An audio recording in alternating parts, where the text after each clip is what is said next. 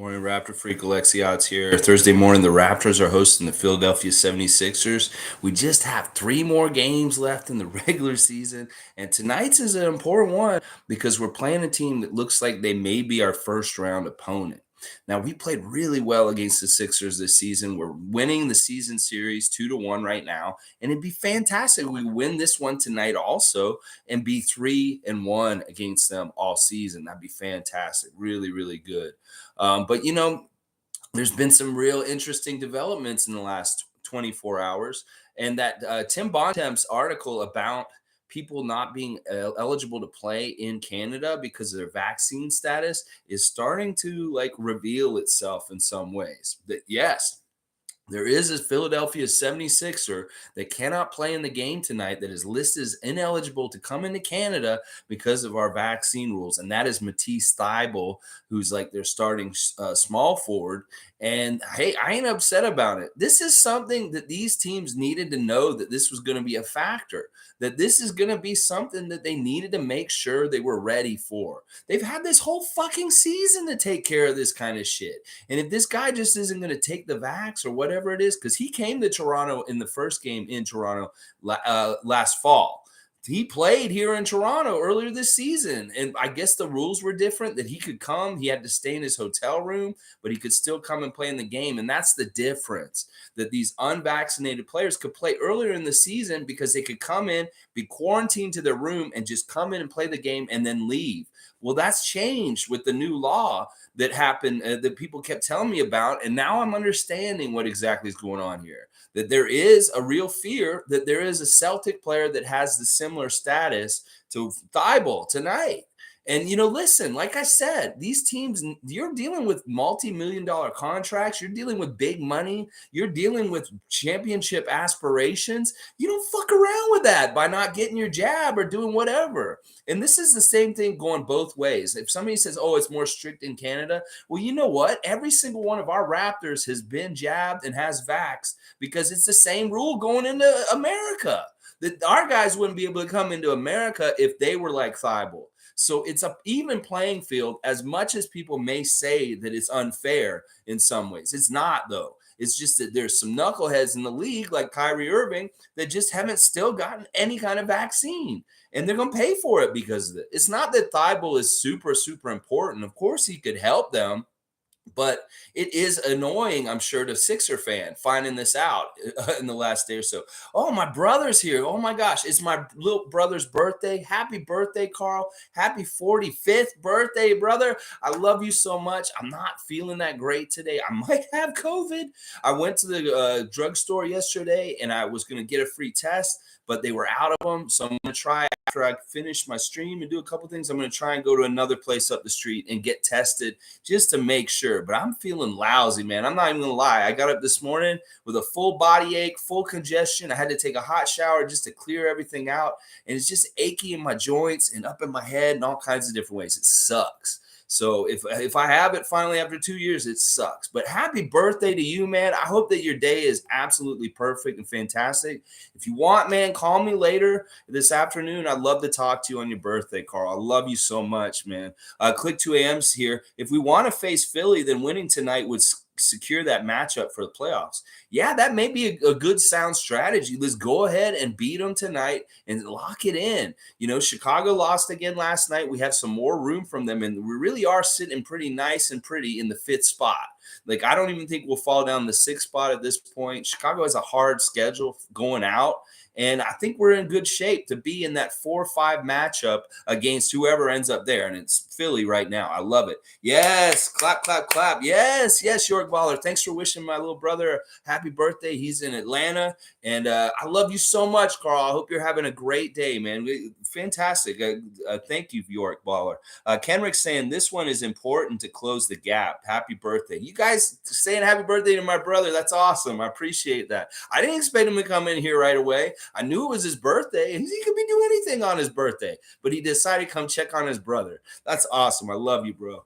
All right, Ken. Yeah, this one is very important to close the gap. Like I like where we're sitting in the standings. Like I love the whole thing since we clinched a real playoff spot. Just the love and just the "I told you so" kind of stuff going on with Raptors Nation to the rest of the world. That we told y'all who we were, and you didn't listen to us. And now we're here to show you even more so as we get into the first round and we play some opponent. We're gonna fuck them up. We are road warriors. We've won every single game we played in Philadelphia this year. And we go in there for game 1 and game 2 of the playoffs. We're going to fuck them up when we go to Philadelphia because we're road warriors and we love that animosity from that crowd. We go in there and we play even better. In fact, it may be a hidden advantage that the Raptors won't have home court advantage in the playoffs this year.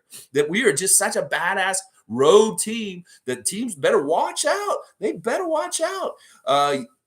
York Baller saying, no doubt.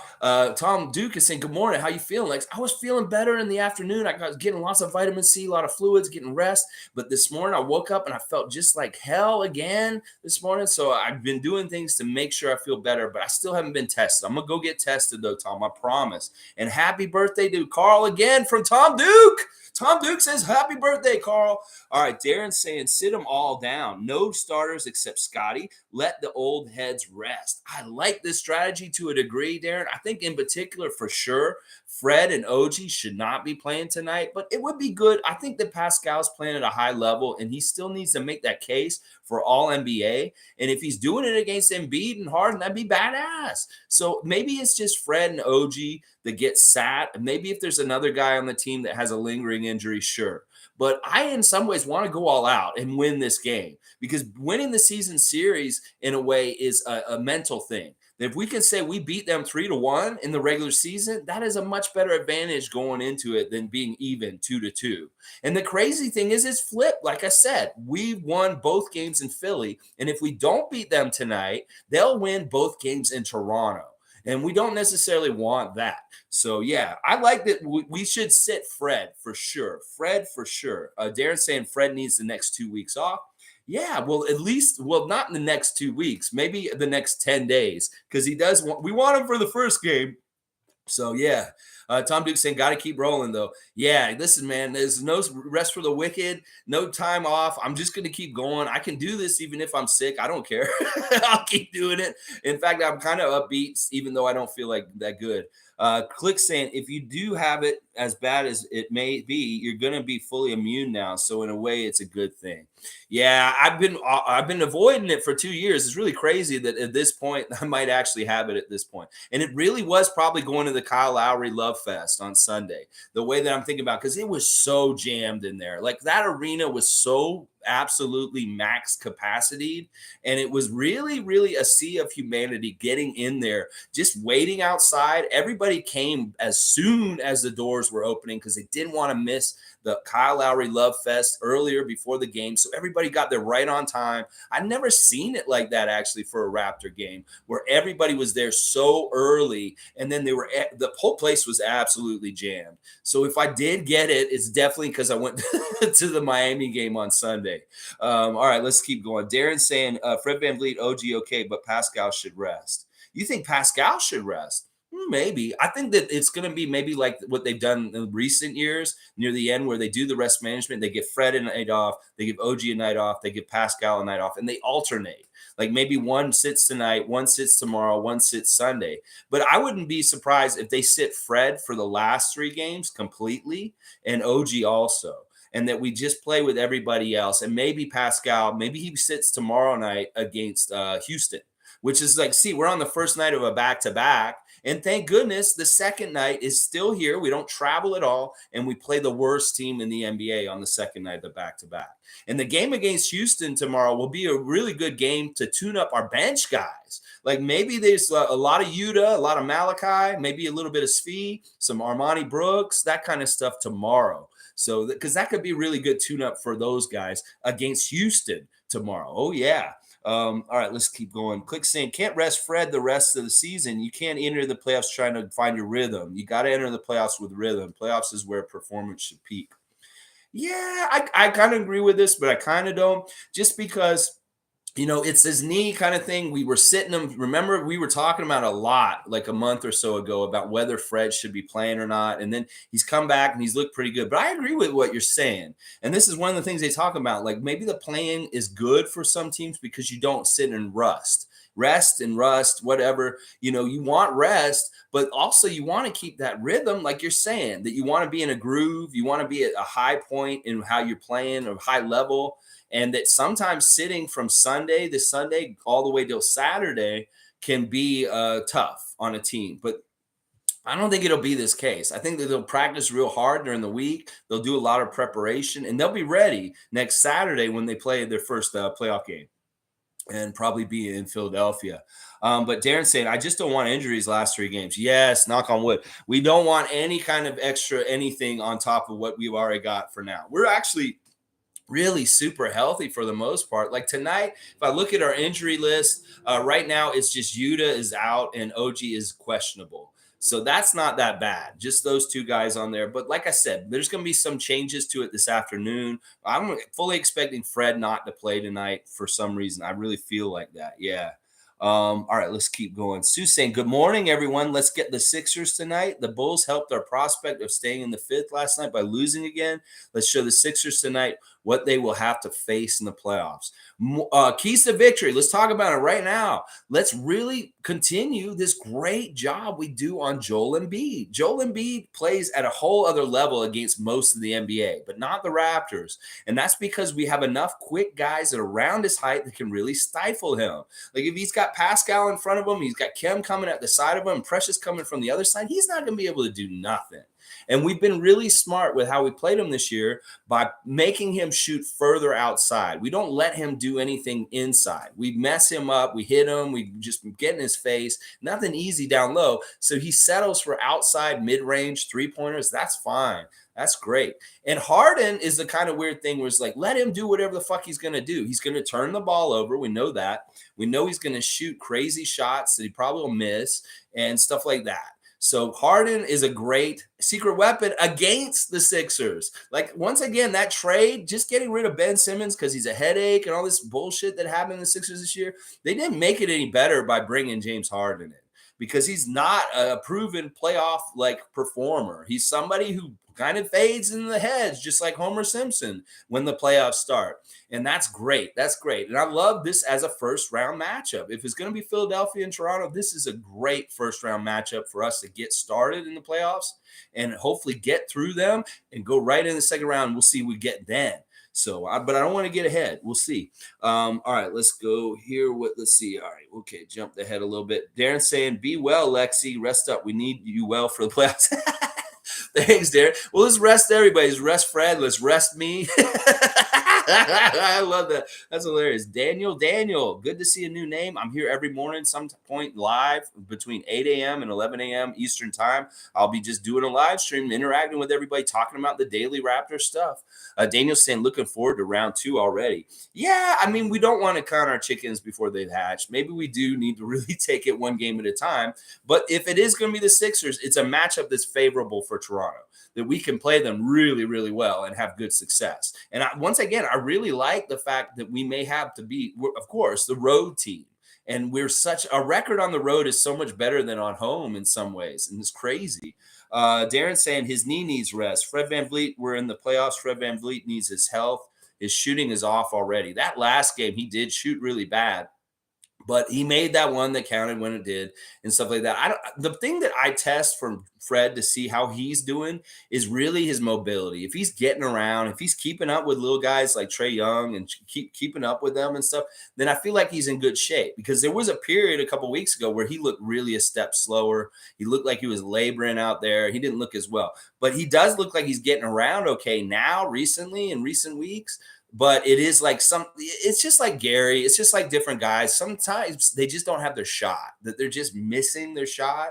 And I think that's more what happened with Fred against Atlanta, is that he was just a little off, and that he'll be fine. He'll get it. He'll have his on and off nights, just like Gary does. They're similar in that way in some ways. So, but yeah, we need Fred to rest his knee so he can go all out and be ready. Clink's here. Oh, great. Good morning. What's up, guys? Sue saying, hey, Greg. Darren saying, nice, Daniel. Crush the Sixers, 5 games. 5 games? Yeah, let's do that. Beat them in 5 games. That's fine with me. I think we could do that. That sounds good.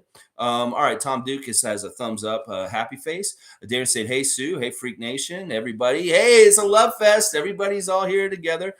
Clink saying, at Darren, that would be nice. I think the Sixers will dominate us at times, but it's all about abusing those mismatches, especially when we get Joel getting his win back on the bench. Yeah, when Joel's not in the game, actually, I think we do well when he's in the game or he isn't in the game.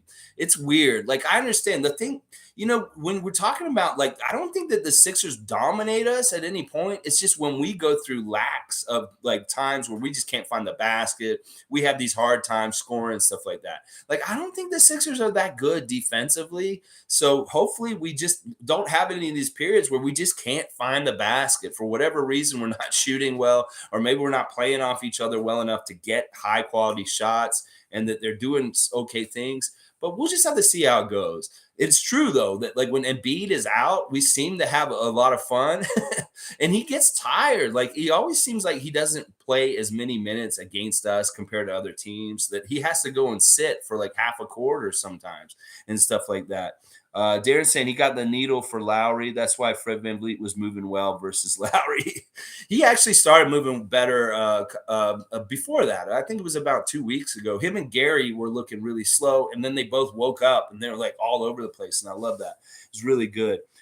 Pain free. Fred was pain free that night. Yeah, he played amazing against Miami. And, right away, like, got those threes really early and stuff like that. And he played really well. All right, let me do one of our normal preview segments. It's the ref check, y'all. Tonight, our referee crew is ding, ding, ding. Crew chief is James Williams. James Williams is from Memphis, and his favorite TV show is Martin.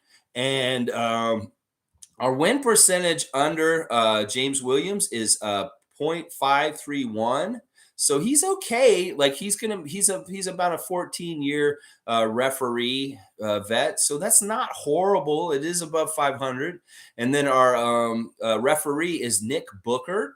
His favorite show is Game of Thrones and Walking Dead, and he's a similar experience like ref. They're both in the mid-teens for their refereeing, but Booker is actually pretty good to us. Our record when he's refereeing is 0.636. So we have like a 64 winning percentage when Booker is our ref. And then the last guy, the young guy, is Matt Myers. And he's a ref who's been around about 5 seasons. His favorite TV show is The Wire. And our record under him is exactly the same as Nick Booker, 0.636. So overall, the winning percentages with the ref crew that we got tonight is pretty good. It's pretty good. And these guys are, there's no of these old 20-plus refs like Tony Brothers or Ed Malloy. These are like mid-range refs with one younger ref who's not completely young. So it's an interesting group. I think they'll be all right towards us. The James Williams guy, he can be a little testy, but I think he'll be all right towards us. He reminds me that him and Courtney Kirkland kind of look similar, and I get them confused. But I think James Williams has been pretty fair to us for the most part.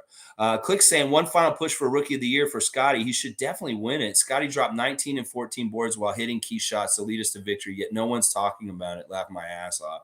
Well, Click, I think they are, though. Like, he was on ESPN this week, and he really is getting way more notoriety. Evan Mobley being hurt right now has really hurt his chances for this award. And that we're going on an all-out offensive, whether it's the Raptors IG or the Raptors accounts, they're pushing it like crazy. They're putting it everywhere. We're talking about it a lot. And there is more and more, like, the thing I go check is, all right, they did that interview with Scottie on ESPN earlier this week. I'm talking to him about possibly winning the Rookie of the Year. Go look at the comment section, because it's ESPN's website, and you've got all the NBA fans there, all the ones in the States and everybody, and you look and see what they're saying. And most of them are saying they think Scottie Barnes should be Rookie of the Year, that they're not talking about Evan Mobley. Nobody's down there talking shit for like Evan Mobley or Cade Cunningham. They're all saying this dude is the Rookie of the Year. And I love the stats that they show, like as far as the scoring, the rebounds, and the assists, and the steals, and all that stuff. And then they say the last guy who did this was Luka Doncic, and he was Rookie of the Year. And the other guys who had this stat line in the past have all won Rookie of the Year. So if they're going by the history with the stats, and then also on top of it, which team is higher up in the playoff rankings? And now we are. So he's got to win it. It's like going to be really weird if he doesn't. But I think he's going to get it. I think he's going to get it. Another sign that he will is he's going to be in an ESPN commercial with Dick Jefferson and Kareem Abdul-Jabbar. And they do that kind of stuff when they want to really present somebody to the American market. When they put them in that office kind of funny skit kind of commercials that ESPN's made like for decades like that, where they'll be in there at the photocopier and it's like Scottie and he's like doing something. Dick Jefferson comes in and says something stupid.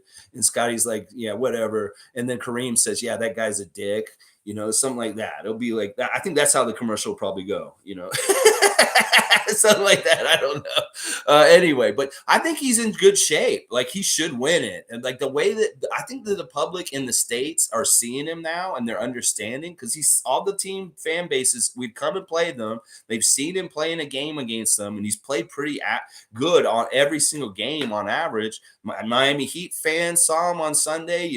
Atlanta fans see him doing a 19 and 14 the other game. And it really is in the comment section on ESPN and different sports sites in the States. You'll start to see more people are like championing him, and they're not even Raptors fans. They're just NBA fans. So it's really good. Let's see. Darren saying Delano and Malachi backcourt tonight. Yeah, that should be interesting. I don't know. Maybe not. I know Fred probably will sit, and then maybe Malachi starting. I don't know. But yeah, we'll have to see. Callie's here. God, you're late. Hope you're feeling better. Not really, Callie. And I couldn't get a free test. I'm going to go try and get tested again today. So we'll figure it out. Banana Bread Tan. Good to see you. Let's go. Yes. Yes. Fire. Yes. Banana Bread Tan. Yes.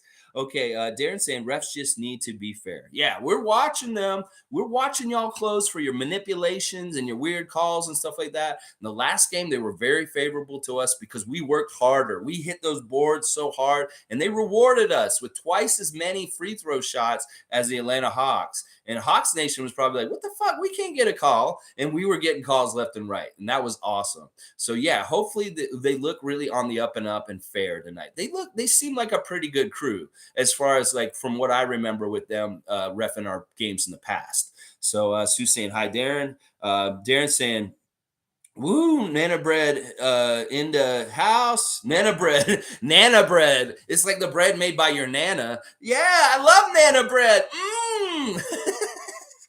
Everybody's saying, hey, hey, hey, hey, hello, hello. I love it. I love it. It's a love fest. Callie's saying, hope we can harass Embiid tonight. Yeah, just really bother him.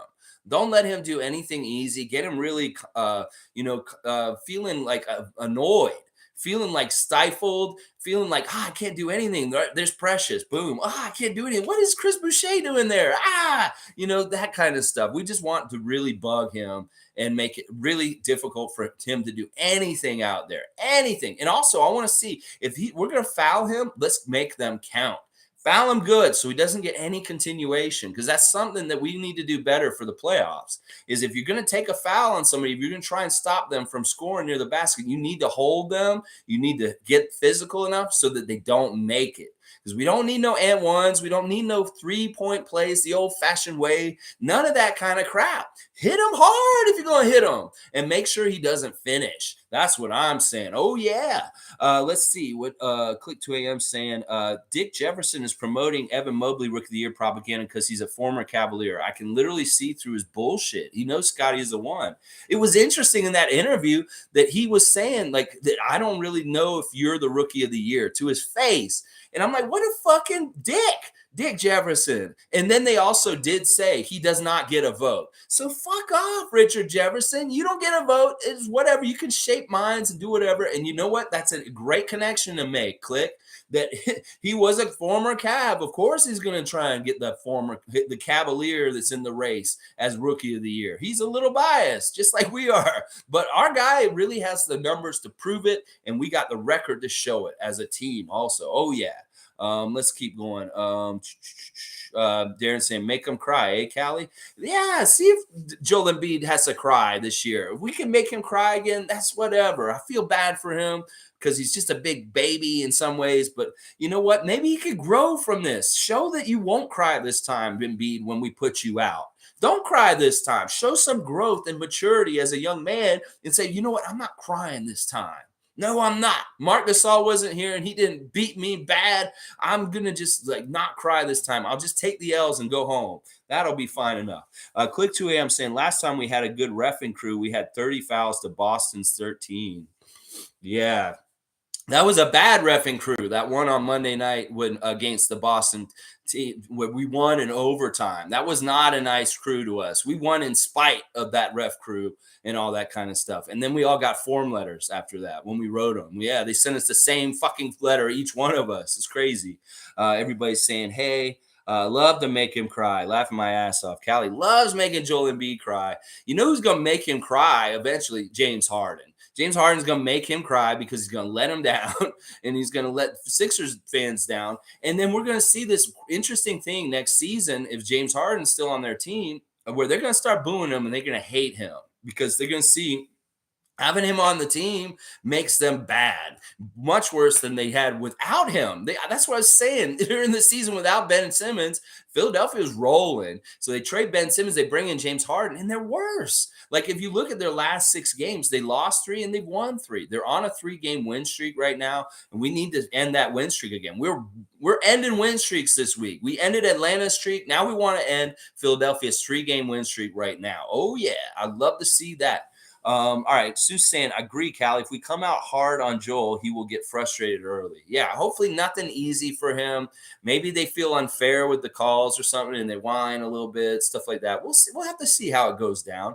Darren's saying 0 points or make Troel cry. Troel, who's Troel? You're saying instead of Joel, Troll L. Man, you guys are really mean to him. He's just a big baby, guys. He's like a kid. He's like anyway. I'm a little nicer to him, but I don't want them to win. I do want us to beat them for sure. Banana Bread Tan saying, "Yo, who else wants to face Philly this year? It's the perfect storm to get a lot of hype. I think if we beat the Sixers, the league will begin to think 2019." Ooh, I love that kind of thinking, Banana Bread Tan. Yeah. A lot of people are saying nobody wants to play the Sixers. Well, we do. We can play them real nice and we'll take care of them too. We'll get them right on out the door. And then they will have to take notice and they will maybe have to start thinking about, well, is this Raptor team going to do something like they did in 2019? Well, we could. There's a possibility because of our style of play with defense and rebounding and all out hustle and all these kind of things. It's kind of interesting in the Raptors nightcap after the Atlanta game. Jack Armstrong's talking about a couple of the 3 things that we really do well is getting turnovers, offensive rebounds, and just all out hustle and play. And these things about us, they travel on the road really well. Like most teams, if you rely on your offense or something too much on the road, you can go bad and that can hurt you. But our traits and our strengths as a team, they travel on the road real well with us and translate into those kind of situations where we can just have them no matter what. But we just need to put in the work and the effort. And our guys are more than happy to because they're really into it. And they see that Nick Nurse has guided them in a plan this year that has allowed them to succeed. And they just buy more into it. And they continue to listen to him and get more and more success. And that's what I really think is going to happen in this playoff season for us. Marlon Toby say, let's pour it on thick. Maple syrup. That is Canadian gold, inspired by Beverly Hillbillies. So, I'm going to tell you a story about a man named Nick, poor mountaineer. He's coaching the Raptors. As long as it's 100% Canadian maple syrup, we will pour it on thick. Hopefully tonight, let's beat them down. And the other thing is tonight, it's going to be like get 2 screens because the 905 are playing in their playoff game at 7:30 tonight against the Capital City Go-Go in Mississauga. And unfortunately, those games are on at the same time. So if you have a double screen kind of situation where you can watch the Raptors against the Sixers and the 905 against Capital City Go-Go, do it. Because one of the things is this game for the 905 is one and done. They have to win it to continue in the playoffs. If they don't win tonight, they're out. So it's a really important 905 game for them, obviously. But we've played really well against Capital City Go-Go at different times. There was in the beginning season last year, we did not, but we played better against them in this regular season since. So it'll be an interesting matchup. The Capital City Go-Go have Greg Monroe on their team, which is hilarious to me. It's really weird, really crazy. Everybody's saying, hey, Callie's saying, I think we should attack Joel and Harden, get them in foul trouble.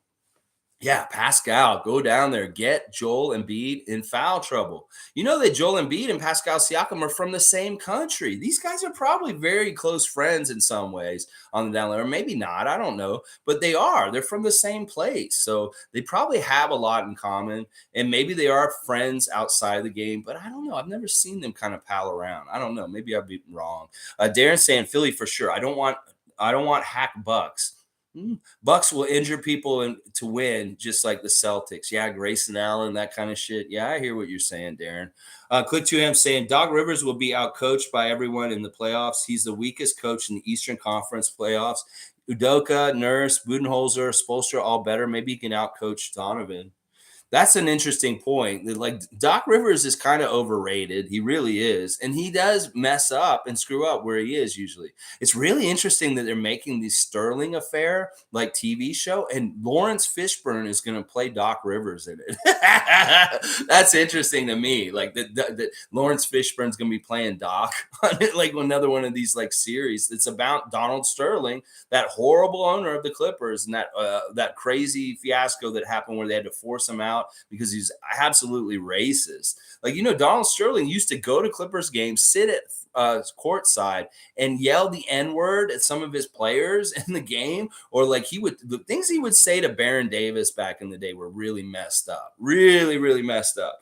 Banana Bread Tan saying, it's how we live. We bring it every moment of every day. People will notice. The earlier, the better. Our team travels so well. We really are ultimate road warriors. And in Philadelphia in particular, we've had great success in that arena. Very hostile place, very hostile kind of fans. And we do really well there, considering it all. I think it's just that we feed off their energy. We're like the emperor. Yes, let us feel your hate, and then we channel it through like Scottie Barnes, bullying them down low and stuff like that. Oh man, I love the love between everybody here today. Click 2am saying pour maple syrup and butter underneath everyone's shoes. Yeah, maybe they get stuck. Like Harden's trying to do a little move and his shoe comes off and he's running around with a sock on or something like that. I don't know. Sue saying at Click 2am, hi, I like your style. Click to him saying Raptors 905 winning the chip would speak volumes to how good Raptors are. 3 chips in 5 years, 2 in the G and 1 in the NBA. Let's get 4 in 5 years, 2 in the G and 2 in the NBA. Yeah, that's what I'm saying. All right, let's keep going.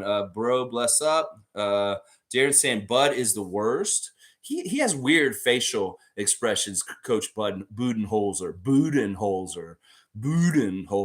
Banana Bread 10 says it shows our organizational strength. I agree. I really want the 905 to do well tonight. They're not going to take this game lightly. I think that Delano's with them. I'm not sure. That may be a factor in tonight. Is like they can't be in both places. So is Delano Banton going to be helping the 905 in their playoff game, or is he going to be getting minutes against the Sixers tonight?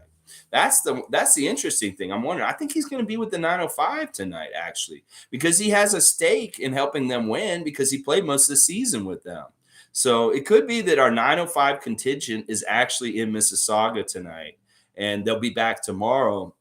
Or maybe not. I don't know. It's really confusing because they've gone back and forth. I didn't think that Delano was going to play in the Atlanta game, but he was there after all. It's like somebody told me that he was going to be with 905, but he was actually with the main Raptors. Darren's saying we got the best coaching staff in the league. I agree with that to a degree. I mean, Nick Nurse is an amazing figurehead. The other guys all prepare and do different things in really good ways. They're all functional. There's no dead weight. Everybody on the coaching staff is doing something really good to help the team get to where they're going, whether it's preparation, whether it's Jim Sand with the way he does practice and comes and helps them whenever they want to shoot around at OVO Center, things like that. Duke Rocks, laughing at Matisse Thybulle. Yeah, what is this guy? You're a pro, bro. You know the rules. Philadelphia, you knew this was going to happen. You can't try and cram or fix things in the last second. This guy, is he going to get the jab? Is he going to be available in these playoff games in Toronto if we play the Sixers? I don't know. And who cares? Either way, it's their problem. It's not ours. It's just how it is. Clink saying at Click 2am, agreed. Hoping to hit up a game or two if they keep winning. You're talking about the 905. I hope they win tonight, and then they got to win a couple of one and dones, and then the finals is actually best out of three. So they have to win 2 out of the 3 to win the championship then. So, but they got to win this one tonight, and then they got to win one more. It's the Eastern Conference final, and then they'll go to the final. Yeah, hopefully we'll be vexed. No vax, no games. Sorry. Duke Rock saying, any word on who Nurse is resting tonight? Nothing official yet, Duke. Like I'm looking at it, and it's like the only thing they've got on there is Yuta for sure. He's out, or he's questionable. Actually, they're saying he's questionable, and OG's questionable also because of his thigh. That's the only thing listed. But I'm going to guess Fred's going to get added to this, and that he may not be playing tonight. So Armani and Malachi, yeah, I will bet that they'll play Armani and Malachi against Maxey tonight, and have Fred rest maybe tonight, and let those younger guys run around with Maxey and try and stop him and stuff like that. Gingerly's here. Love our coach. Love our team. I'm so proud. Yes, Gingerly. I'm with you. I have such an immense love for this Raptor team that I've had for so long, and it just grows and grows. And it shows and shows, because the more we win, the more positive vibes, more good things happening in every kind of way for the Toronto Raptors. Hopefully we win another championship. We'll have to see. Darren saying, need a row of freaks, Jub. Banana Bread Tansen, I think Bant is going to be with the 905. We care about our G Leaguers winning. I think it prepares them for how we operate in big league. Yeah, it would make sense. Like if he's put in the work with them and he's been a part of their team for the most part of the season, and this is the most important game of the season tonight, he should be there tonight.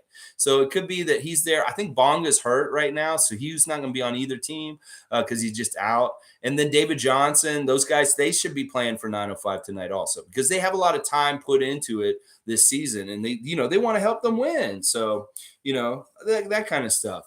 All right, let me do the real mascot matchup for Tom Duke. Tom Duke, real mascot matchup. The last time we saw the Raptor, he's walking down a golf course away from Kyle Lowry, who took his gold and took off in a golf cart going the other way. And there's a hawk coming from the tree going, "Caw!" And it's coming right at his eyes. He wants to peck his eyes out or scratch them right out. And so the Raptor sees him coming, and he's like, oh, shit. But you know what? The Raptor actually pilfered something from Kyle Lowry when they were having their little love fest and saying, oh, it's good to see you and all this stuff. Yeah, Kyle may have took that gold. He helped earn, honestly. But the Raptor took his 9-iron, and he pulls it right out, and he goes, whack. When that hawk got close to him, and he just smacked the shit out of it, and it falls right down to the ground. And then it's popcorn chicken. Oh, no. He eats them up, and then everything's fine. And he's going to keep going down the golf course, and he's going to the parking lot, and he's in the parking lot, and there's Ben Franklin. Ben Franklin's standing there, and he's like, hello, young reptile. And he's like, oh. He's like, do you need a ride? And I'm like, the Raptor's like, maybe. I don't even know where I'm going. I'm just wandering the world aimlessly like Bill Bixby in the Incredible Hulk TV series. And he's like, well, get in. And he gets in. And this is another one of these cosplayers. Like this guy is dressed up like Ben Franklin because he's living in another times, like 1776. And this is what they do. They're really into historical preservation. And like he's like, you know who I'm supposed to be? And the Raptor's like, no. He's like shaking his head. He's like, I'm Ben Franklin. I discovered electricity with a kite and a key. And the Raptor's like, okay. And he's like, do you like waffles? And he's like, the Raptor's like, yeah, I do like waffles. He's like, mm-hmm.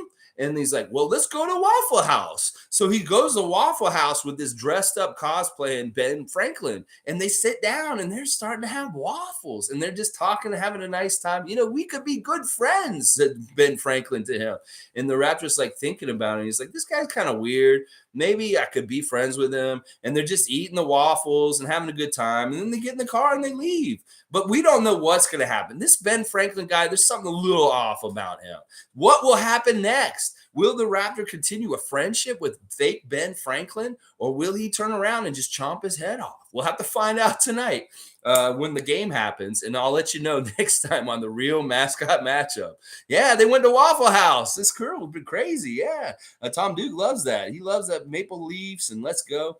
Banana Bread Tan says it worked for Fred VanVleet, Powell, Siakam, and Boucher. I think Champagny and Banton are two guys that are on a similar track.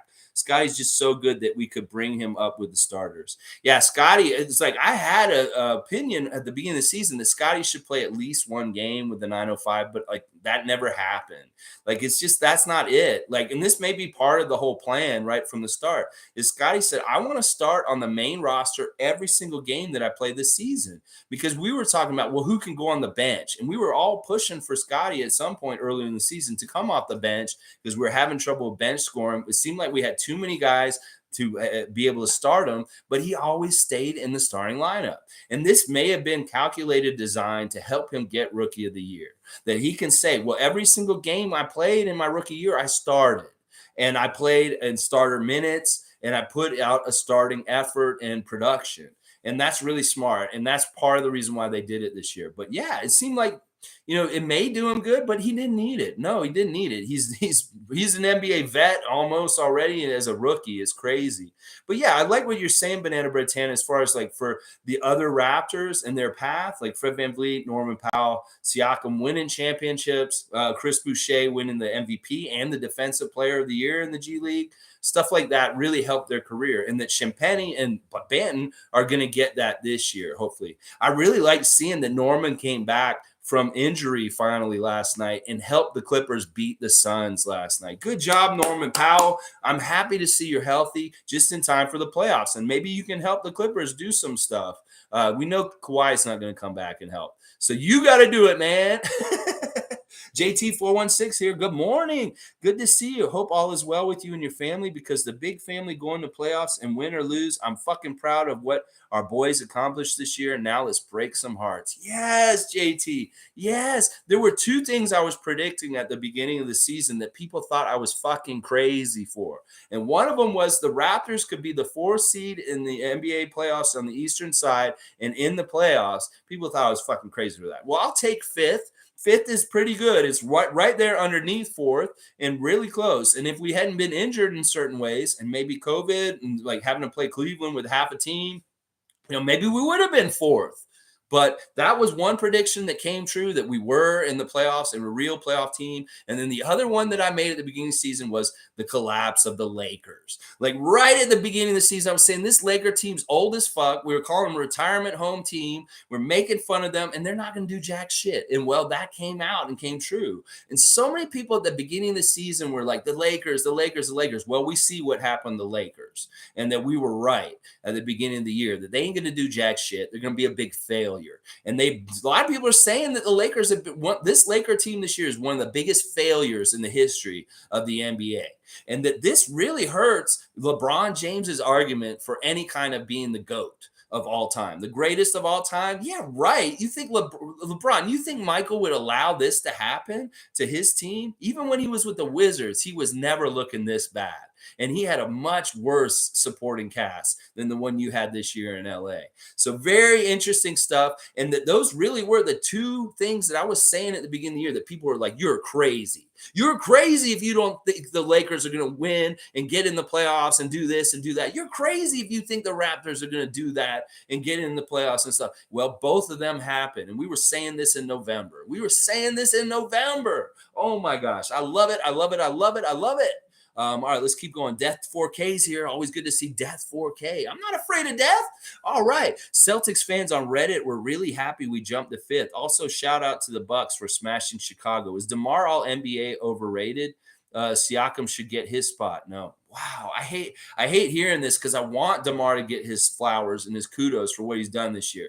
It is true that his year this year statistically is the greatest year by a Chicago Bull since Michael Jordan played for them.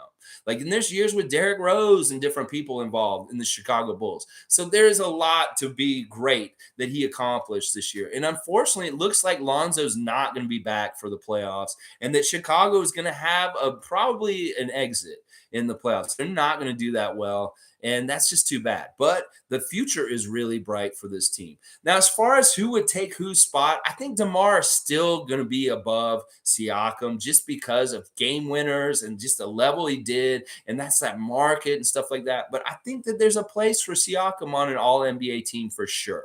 And that this is just insane what he's doing. Like, he is a top 10 one of the best offensive players in the NBA. He cannot be stopped. He's figuring out, he's just a badass. You can't stop Pascal Siakam right now. He's undeniable at getting points for our team right now. So I think there's a place for both of them. And I don't think it's either or. But yeah, good job by Milwaukee taking care of Chicago last night and pushing them down further, giving us more of a cushion. And yeah, if Celtics fans feeling better because they are avoiding us if we're in the 4 and the 5. They're avoiding us and they don't want us. They don't want us. That's part of it right there. Duke Rocks is saying, I think it was San Antonio who said, or Stephen A. Smith who said, voting for Scottie Rookie of the Year on last night NBA broadcast. Yeah, Stephen A. Smith is crazy, but he's also like, he's on point in a lot of things. Like, I love his tirade about the atrocity of the Lakers this year, that he called them an atrocity. That's amazing, Stephen A. Smith. And he's been being very favorable towards not only Scottie, but Pascal. I think that he sees what we're talking about with Pascal Siakam and his skill, and he cannot deny it. And in some ways, maybe Stephen A. Smith is finally coming around and seeing the work ethic and what we're doing with the Raptors, and he has to respect it, and he likes it. Because that, if you look at the Lakers and you look at us, and we're very opposite kind of teams, and you have to respect and love what we've done, making the most of what we got. Whereas you have these guys who have everything, the spoils of everything, and they suck, and they didn't work hard, and they didn't do anything like that. So NBA people that love that work ethic and doing good stuff, they're starting to come around on our team. And it's just really maybe the bias of USA and whatever, ESPN and stuff like that. But there's some pundits like Kendrick Perkins and different people like that have stood up for the Raptors continuously. And I love that. And if Stephen A. Smith's joining that pack and saying, hey, these Raptors are badass, congratulations, Stephen A. Smith. You're starting to get a little more credibility in my eyes and stuff like that. But I really love that atrocity rant that he did on the Lakers this week. So amazing. Good stuff. Good stuff. Banana Bread Tan saying at Darren, yes, we do. Jub and Raptor Freak fan section would be lit.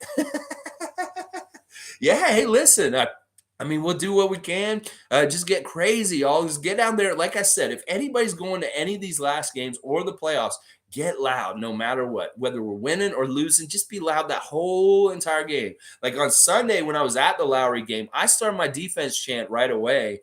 And people around me were looking at me like I was crazy. Are you going to continue to do this? And one of the season ticket holders was sitting near me. He started joining me in like the fourth quarter. He's like, I'll join you now. I'm like, motherfucker, why are you joining me now in the fourth quarter? Fucking, they take the lead in the third quarter. We should have been cheering them the whole time. This was against Miami on Sunday. And then we lost. And I'm like, these people need to be loud the whole time. It's just like, I understand it's a love fest for Kyle and all this kind of stuff, but there's business to take care of. And Kyle was still on business plans. He was like, I got to get my team the W no matter what. And we needed to be the same way. But the love fest did kind of charm us and take us off of our objectives in some ways. That's how I feel. Duke saying, yeah, Norm looked damn good last night. Yeah, Kawhi also practicing, but no cameras allowed. Interesting. Well, we'll see. It's the kind of thing. It's like, why do you add him right at the end? It could be a backfire. It may not be a good thing in some ways, but who knows? Maybe Kawhi shows up and he's superhuman, playoff mode Kawhi, and just a badass again. We'll see. Banana Bread Tan saying Norman Powell is always going to be family. That is just the damn truth. I completely agree with that. Duke saying LeBron now saying he wants to play with Steph. And you heard what Steph said. Steph said, no, I'm good. I'm good, bro. It's all right. He's like, he understands. They don't want this dumpster fire. Any good, safe, Steph's got a good thing going in Golden State. And it's not like he needs LeBron or in any kind of way. It's more like LeBron needs him. And yeah, it's hilarious that he said, no, I'm good. He said that to LeBron. I'm good. That's all right. It's so good. Click to him saying Pascal should be at least all NBA third team, but he should definitely be second tier. Yeah, I can't argue with that. I'd love for him to be second team, but if he makes third team again, there's no slouch either. That means he's one of the top 15 players in the NBA right now, and we'll take it. And he is. We know he is, so he should be there. I think he will be. I really do think that our guys are going to get this. That Matt Devlin's like calling it in the game. Pascal All NBA Siakam, Scotty Roy, Freddie All Star. This stuff is very successful and stuff because we're getting cool highlights played down there. And if they hear Matt Devlin going, Scotty Roy, that really helps. Especially on some of those putbacks he's had off offensive rebounds and just slamming it right back recently. That is badass. And like I keep saying, Scotty is looking like he's grown up into being a man at this point in the season. Like in the beginning of the season, he had baby fat, but now his muscles look way more well defined. He looks stronger in his upper body. And we even saw it in the Atlanta game where he was a little bit more pushy and dominant in that game, like throwing his weight around.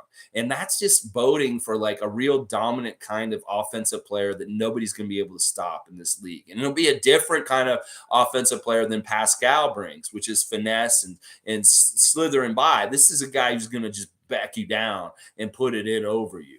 Is Scottie Barnes. And I love it. I love it. I see so much good things happening with this Raptor team, whether it's Scottie Precious and just the continued leadership and growth of Pascal Siakam and Fred VanVleet, OG Anunoby also in some ways. And I also love what Chris has been saying in the last couple of days. He's been talking a lot about our experience as a playoff team. Those four guys from the championship year, Chris, OG, Fred, and Pascal. We have to remember that these guys have gone through the process and they really do know what it takes to win a championship because they've been there. And other teams in the Eastern Conference that we'll face do not have that kind of pedigree or knowledge, that they have not gone all the way and they don't understand it as well as Pascal Siakam will. And recently, I saw a ranking of the greatest Raptors of all time. And this is going to be a special report that I do this summer because I have a formula for figuring out who the greatest Raptors of all time are. And it has to do with longevity, loyalty, winning, how good they were. All that kind of stuff is factored in. And my rankings have changed in this past season because of what Pascal and Fred are doing. And now I have Kyle number one still, sure.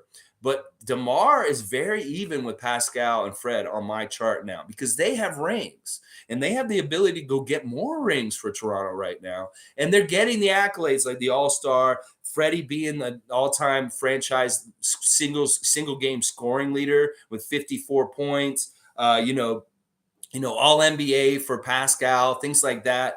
They are honestly, they're in my top four. It's Kyle, DeMar, Pascal, and Fred. And I'll show that work to you guys this summer. I'll have a whole segment on the greatest Raptor of all time rankings because there's a lot of people talking about this right now. And I really feel like Pascal and Fred need to be elevated a little higher on that list because they got rings and they got the potential to get more. And if they get a second ring, well, then what do we do about greatest Raptor of all time? Like if Fred has two rings all of a sudden, Kyle only has one. You got to start thinking, well, is Fred the greatest Raptor of all time or Pascal? That kind of stuff. I know it's tough. Greg's saying, first, Banana Bread 10 saying Pascal better be all NBA. I agree.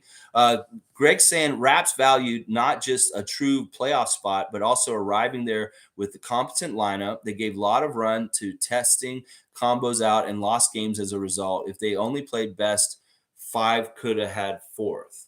There's a couple, that kind of stuff. And then also some of the games that we just lost, like that Cleveland game where we lost the last second by 1 point, the Cleveland game that we shouldn't even played that was in Cleveland with, 4 of our guys, 4 G League guys.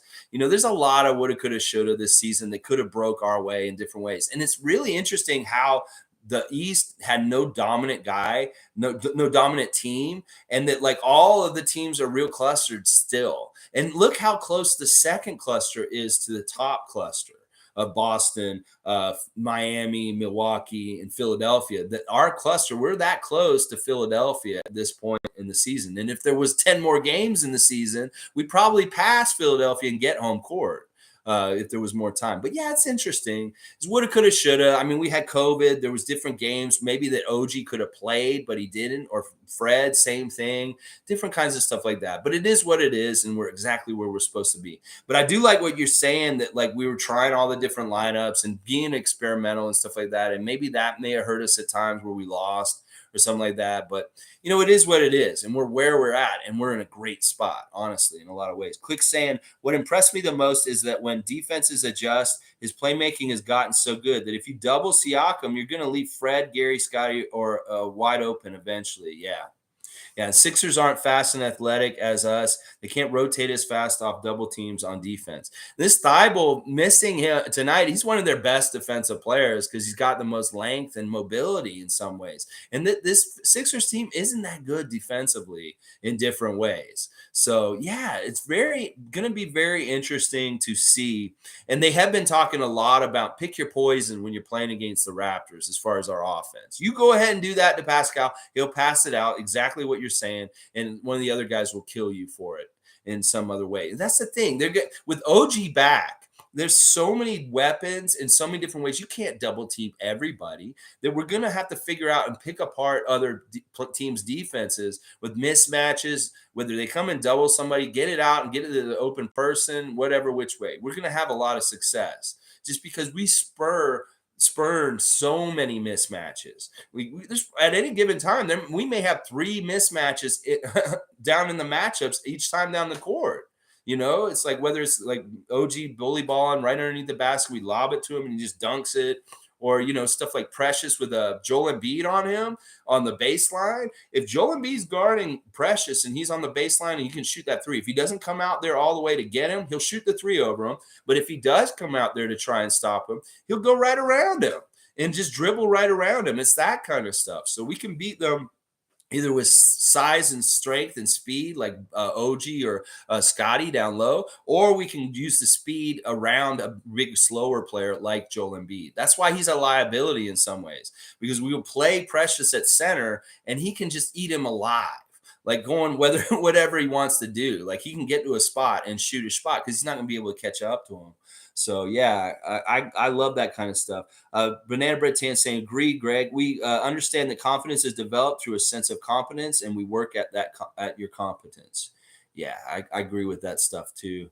All right, let me keep going. Yeah, lots of you guys here, lots of comments. This is great. Death 4K saying the rookie of the year makes no sense to me all year. Scottie has been third, and the stuff out guy is doing never reaches media. Just seems to state how Scottie was trash in college. Well, they're seeing it now, especially when he gets like a key play, like a putback or something, or a 3 or something like that late in the game, and it really helps us win. That they have to show that. If they're showing the highlights of games that we play in, and they're talking the Raptors are down by 3, it was Scottie with a big 3 at the end to put them ahead or something like that. That kind of stuff. That's how they'll see him, is in the ESPN highlights late in the game, having a part in us winning. And that's when they'll see stuff like that. But yeah, they've been saying all kinds of weird stuff about him. But I think that it's come full circle, and that like because he's been on ESPN this week, he's making a commercial, and that kind of bodes well that he will probably win it. I really do think that. Jubstown Clink saying at Darren, laugh out loud. I'm in. My girlfriend and I are watching for what happens tonight. I got to work, and we'll get tickets for the next one. Let's get that row filled at the 905. Man, I would go too, but I think I might have COVID. I'm going to have to go get tested, and it may be that I'm in quarantine for the next couple weeks. So we'll have to see. Click 2 a.m. saying, Kendrick Perkins is the only person I like on ESPN. Yeah, me too, to a degree. I used to like some of those other guys. I used to really love Pardon the Interruption with Mike Wilbon and Tony Kornheiser. But then one day, Tony Kornheiser said some shit about the Raptors that was absolutely dismissive and wrong, and he was upholding that whole bias. And I was like, fuck these guys. And I quit watching them after that because he was saying some shit about the Raptors. It's just not right, first of all, completely wrong. And then I was just like, yeah, he's just another one of them. So yeah, Kendrick is the one who continuously always has good things to say about the Raptors and gives us a fair shake out of anybody down there. Greg saying at Banana Bread 10, yes, sir, we're about to see the end of the tinkering and start of the dominating. Yeah, do what's right. I really want to see if there's more plays off each other that we've been hiding, that there's some stuff that they do in practice and they're really good at, but they haven't necessarily been doing completely in regular season games that we may see in the playoffs, because there is sometimes that kind of stuff. And there's been flashes of it in games recently where you see a play or interaction between two of the Raptors. And you're like, where did that come from? I hadn't seen them do that kind of thing all season. And I think there are some bags of tricks that Nick Nurse has been hiding and holding for the playoffs that we're going to use and show all of a sudden. And it could be really like, dominant kind of stuff. It could be stuff that really is like, holy shit, what are the Raptors doing? They didn't do this during the season. I really do feel like there is that kind of stuff because so much of our offense has been so isolation, one-on-one kind of stuff. Well, let's start making those plays that play off each other more often and that kind of stuff, whether it's give and goes or pick and rolls or just really good Kem Birch screens at the top and really getting like wide open shots. All right, keep going. Banana Bread Tan says, I'm here for all of it. To Greg, Death 4K is the fact that Siakam will probably not get all NBA, did not get all-star, goes to show the league prefers the 25 shot per game, 27 points per game scores like Tatum, whose impact, mind you, is less than Siakam. I don't know about that. Like, I think that he would get it over Jason Tatum in some ways because of his all-round game. Like, he just got his second triple-double, should have been his third. And, I think that they see him. Honestly, the thing about him that's different than Tatum is that he is so dominant. Like, you can figure out ways to kind of stop Tatum, but you can't figure out a way to stop Siakam. That he's shown that he's going to figure out like water how to get through the gaps and just lay it in. It's like they can't do anything about it. So I don't know. I'm feeling pretty positive about our guys' chances with the postseason awards, Rookie of the Year and All NBA. We'll just have to see how it goes. Hopefully I'm right and they don't get shafted. But yeah, he didn't get All-Star, so he should get All NBA, Pascal. Death saying, should we rest our guys, excluding Scottie and some extras like Gary tonight? Siakam looking like he needs some rest. Yeah, maybe Siakam, like I'm thinking obviously tomorrow's a back-to-back, that tomorrow we're going to have most of our main core guys resting tomorrow. We won't see Scottie rest, and that's right.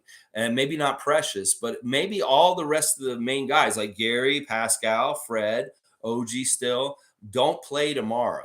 And partly because it's a back-to-back and partly because we want to give them the rest games going out of the season for right now. So I think it could happen. We'll see who doesn't show up tonight, but it could be that they front load tonight and have the guys play, and then tomorrow's a rest game just because it's Houston, the worst team in the league.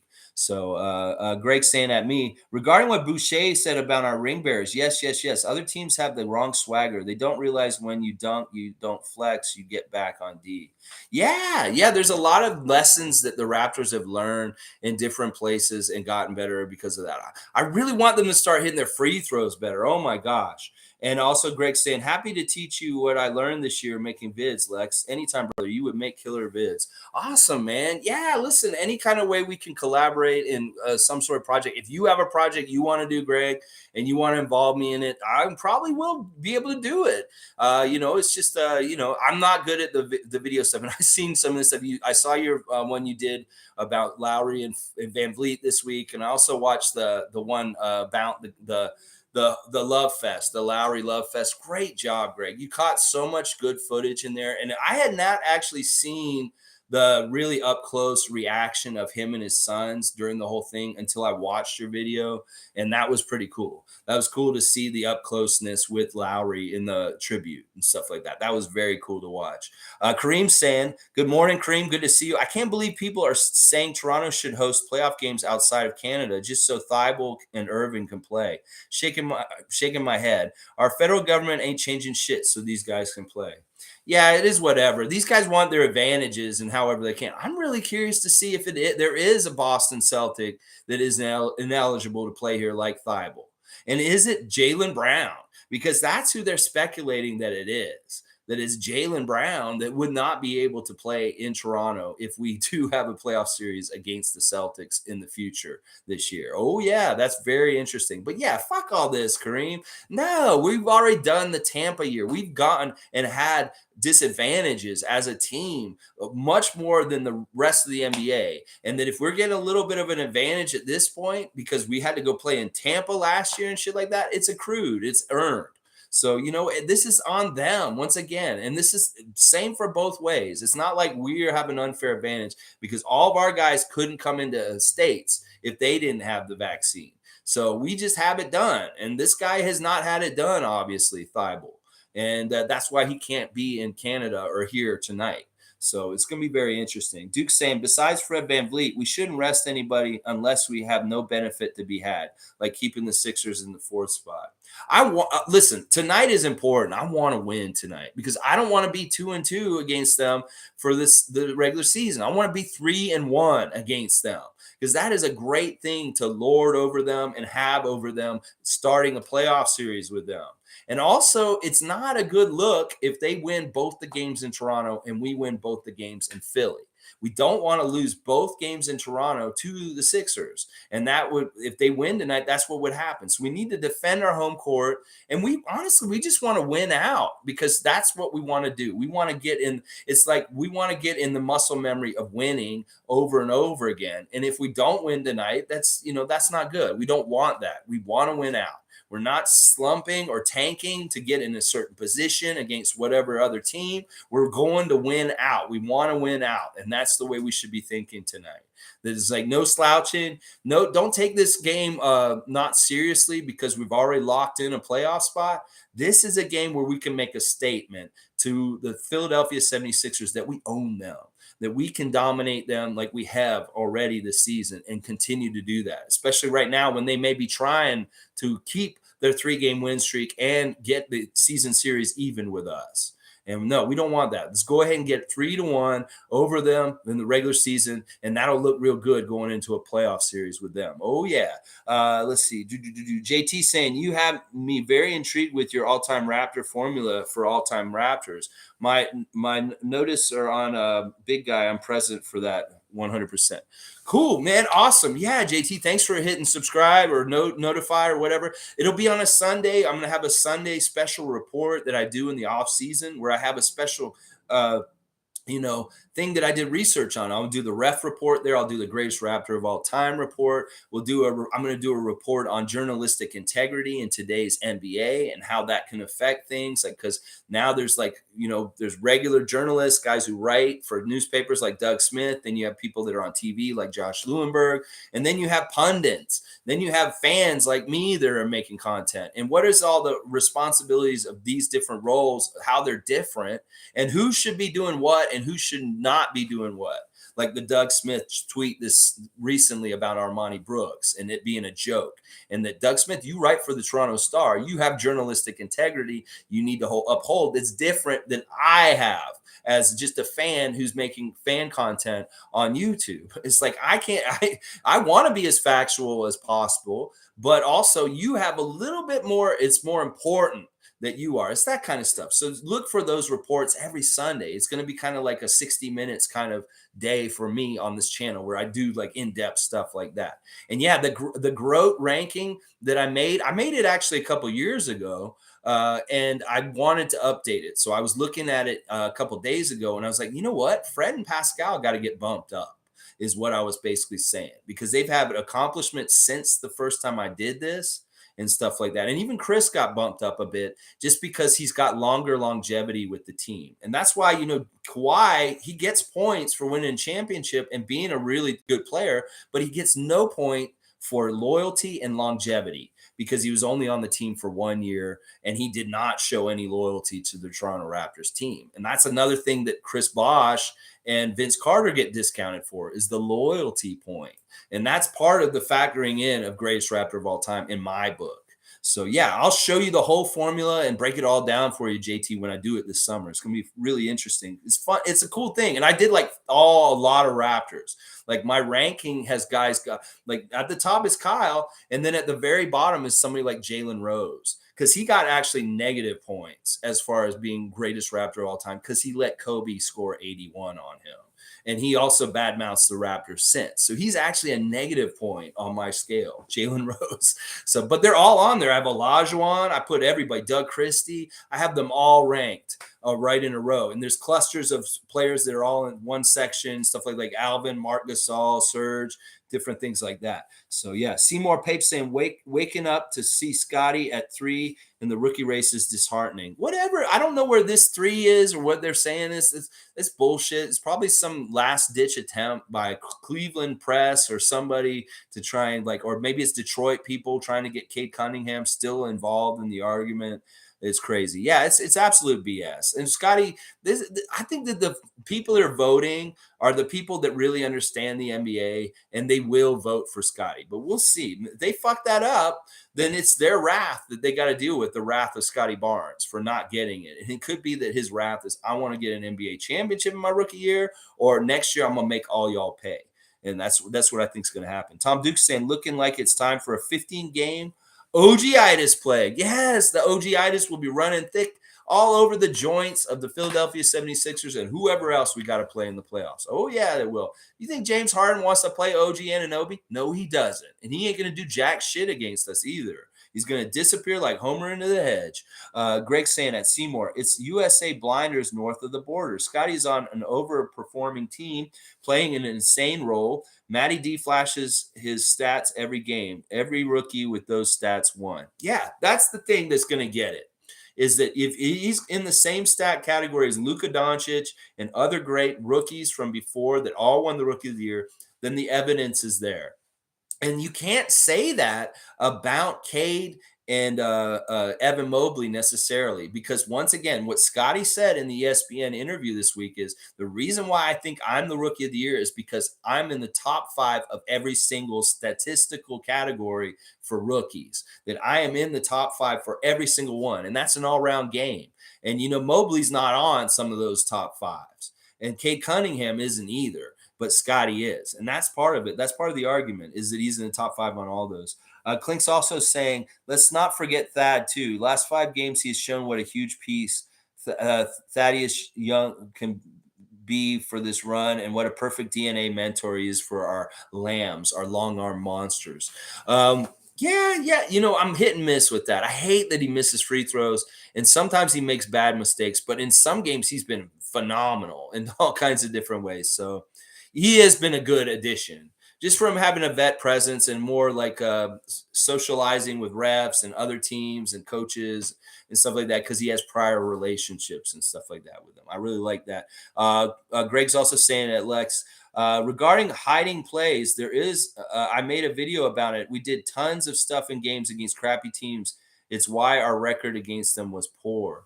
Yeah, okay. So Greg did a video earlier this season talking about when we played lesser opponents, we tried more experimental kind of stuff. And that may have partly contributed to us losing to some of these teams that were lesser than us. That's very interesting. And I think that I remember some of what you're saying. So it could be very interesting to see what bag of tricks he's holding still. Duke's saying, Danny Green getting his ring tonight. Finally, Danny Green get his ring tonight. That'll be awesome. That'll be cool to see. It's been a couple years. He's needed to have this happen. Banana Bread Tan saying, we do have an advantage. Last year's challenges produced a level of togetherness within this organization that most others will never know. We are not the same. We are comfortable on your court. We were the ultimate road warriors, played every single game on the road. Chris has talked a lot about last season and how it changed them in different ways, made them appreciate winning way more, maybe made them appreciate playing in Toronto with the Toronto fans way more, things like that, for sure. Let's see. Seymour saying also, 76ers a great first round matchup. Bring on any team. We the North. Yes. All right, let me see real quick. I did the ref report. I kind of talked about the injuries. I mean, Thibel's really the only name on the other side. And then real mascot matchup. Keys to victory. Just keep Embiid away from down low near the basket. Make him shoot as far out. This is the same thing I said when we played them a couple weeks ago. Keep him as far away from the basket as possible. If he wants to shoot outside and he makes a couple, let him, but he's going to miss more than he makes. And then James Harden, he's like, I don't like when they double him. I think you should play James Harden straight up, just one person. There's no reason to double him. You just keep with him and kind of just keep your hand in his face.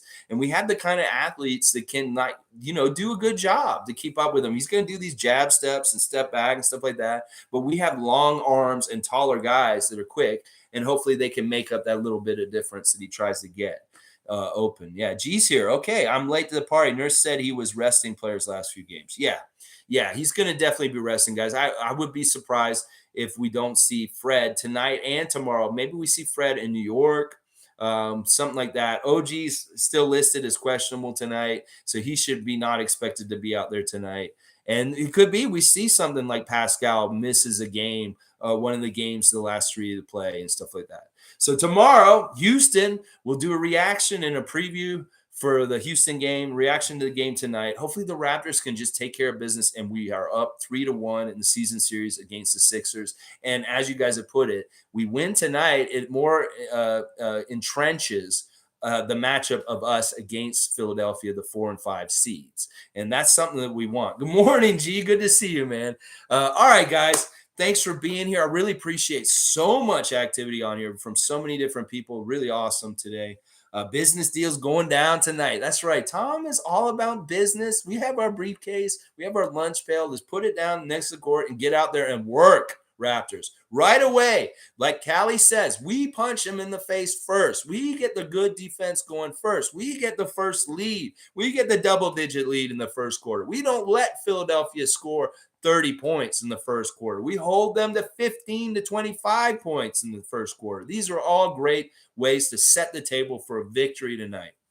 Because like we proved in the Hawks game a couple nights ago, the team that works the hardest on the boards and just in general will get the calls. And we want that, especially against a team with Embiid and Harden who get to the foul line so much. And that maybe this is the way we can do it is don't initiate any contact. Keep that really good defense without fouling them and don't put them on the line because they get so many points from being on the line. And Cleveland got in trouble this week because JB Bickerstaff was complaining that the refs were giving way too many foul shots to Joel Embiid when they played Philadelphia, and he got fined $15,000. So we don't want that kind of stuff where Embiid just seems like he's just getting in the line over and over and over again, and it's killing us. So we can just really play him straight up. Don't foul him. Just play him straight up. Get your hand in your face. Get in between him and the basket. We'll be all right.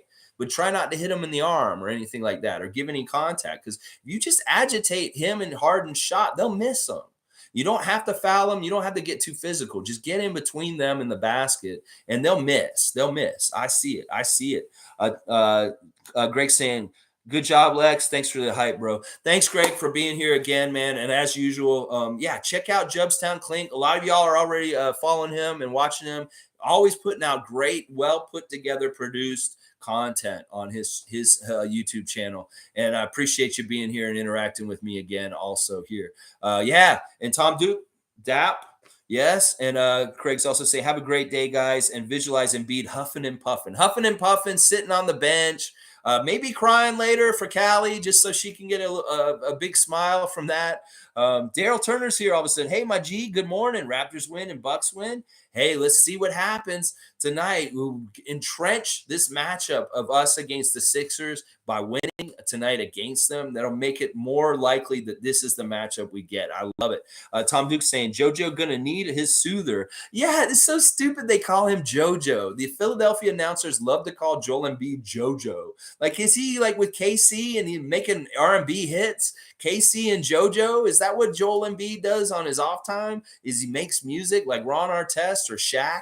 I don't know. Oh, man. All right, guys. Thanks for being here. And it's about 9:05. Yes, Greg's great. He's great. Greg, thanks for being here. And other people coming in too. Let's go 9:05. Win this game tonight and get to the next round of the 9:05 G League playoffs. Very important. You got to try and watch both games at the same time. Really important Raptor games tonight on both teams. And hopefully you can watch both of them at the same time. All right, guys. Woo!